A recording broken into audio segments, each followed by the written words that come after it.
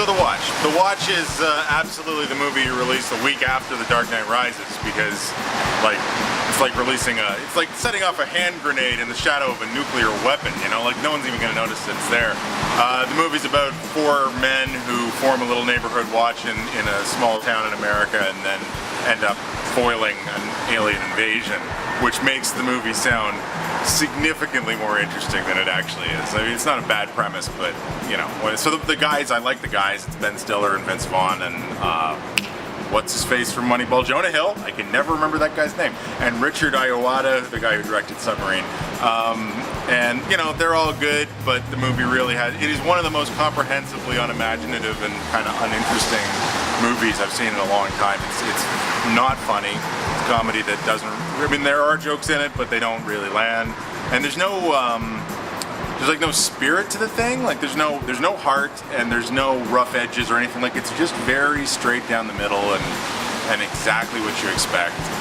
The most interesting thing about the movie is actually that it is kind of weirdly obsessed with denying the sexual interests of its 2 female characters, which are the wife of Ben Stiller and the daughter of Vince Vaughn, which is a little bit creepy, but isn't interesting in the traditional sense where you're interested. It's just when a movie's this boring, that's what you cling to, along with the fact that it is the first movie I've ever seen that is willing to say, yeah, jumbo-sized, magnum-sized condoms, whoever came up with them, sort of a genius, because there's this weird insecurity in the male mind that will actually run to those things as some sort of totem of what we all could be and perhaps should be.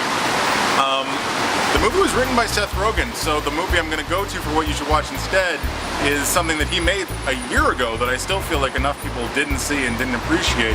I don't like Rogen as a writer, I like him as a performer, and so the movie I recommend is Paul, which is another movie about kind of normal people getting bound up in alien events, but the difference there is it really does have, first of all, a lot of spirit to it. It's incredibly funny. Rogen, who is only a digital character in that movie, gives, I think, the best performance of his career, certainly the funniest performance of his career. And the movie has a lot of heart in it, courtesy of Simon Pegg and Nick Frost, who play the 2 guys who get caught up in an alien adventure. So much better than The Watch. So if you have not seen Paul, it's on Blu-ray. It's worth like just buying flat out if you're a fan of A, comedy, B, Steven Spielberg movies. Like it's very, very well done.